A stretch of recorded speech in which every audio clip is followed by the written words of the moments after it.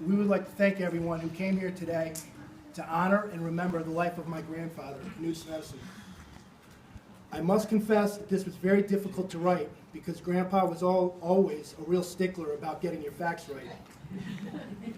One of the memories that I kept going back to was my brother Tim's wedding, when I had bought a Viking horn all the way from Norway for everyone to drink out of at the wedding. Everyone loved it, and all night everyone kept coming up to me saying what a great idea it was.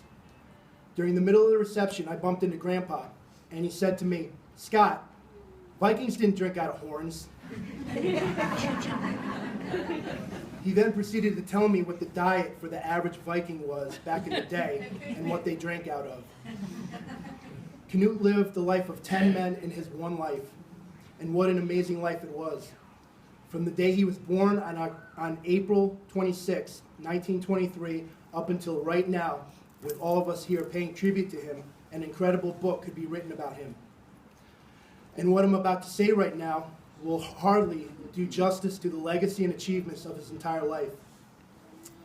Knut was born in Drammen, Norway. Got it. I said that All right, right. you got it. I probably didn't. You got it.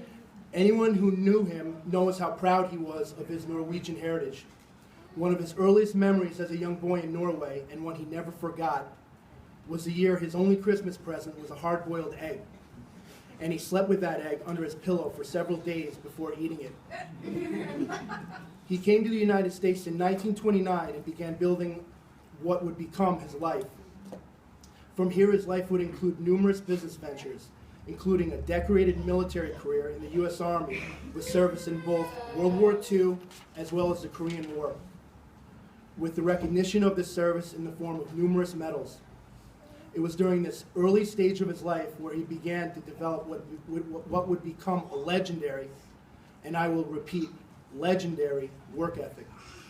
An average day for Knut would be going to the Sperry Rand Corporation, where he worked as an engineer at 6 a.m. and then headed over to his own business, which was a chicken delight store, at 4 p.m. He would work until closing there at 11 and then drive home to do it all over again the next day.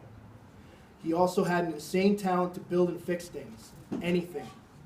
This is another aspect that is impossible to describe and do justice to.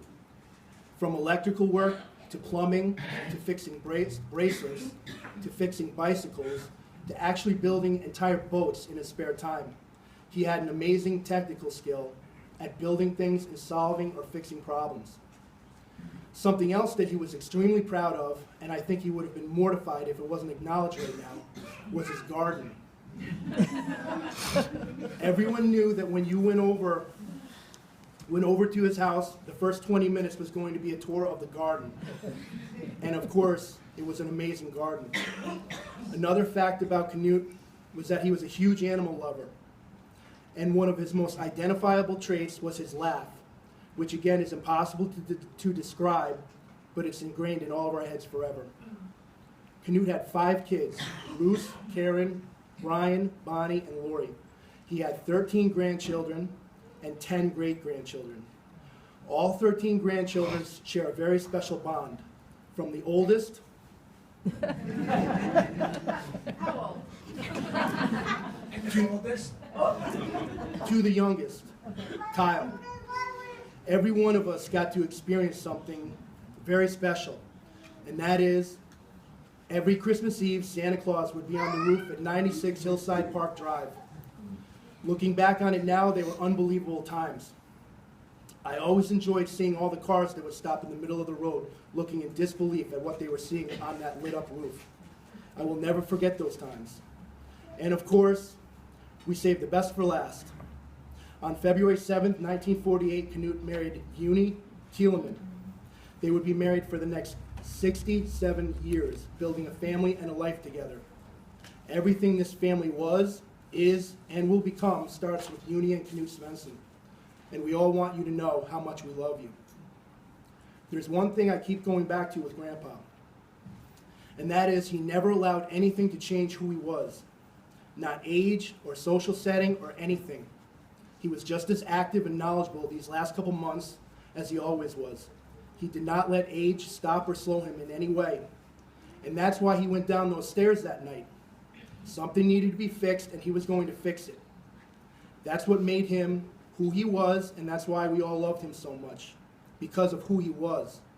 So even though we're all sad right now, everyone needs to remember that he never let anything change who he was. I find this very admirable. The last time I saw Grandpa in the hospital, he was actually teaching me where his name was derived from. He explained that the name Knut came from a ruler named Knut the Great, and that Knut the Great was a king who conquered England, Denmark, Norway, and parts of Sweden. Later that night, when I came home, I looked up Knut the Great on the internet to check out what Grandpa told me, because he was so heavily medicated at that time. And I found out that Knut the Great was a king who conquered England, Denmark, Norway, and parts of Sweden. Unbelievable. As we were finishing up our conversation and I was getting ready to leave, he said something to me he'd never said before. He said, "Tusen takk." I asked him what that meant, and he said it was a Norwegian saying for 1,000 thanks. After he passed, I thought a lot about him saying that to me. And the main thought I had was, he should not have been the one saying that to me. I should have been the one saying that to him. So Knut, we know you're here in spirit right now, listening to us. On behalf of everyone here, Tusen takk.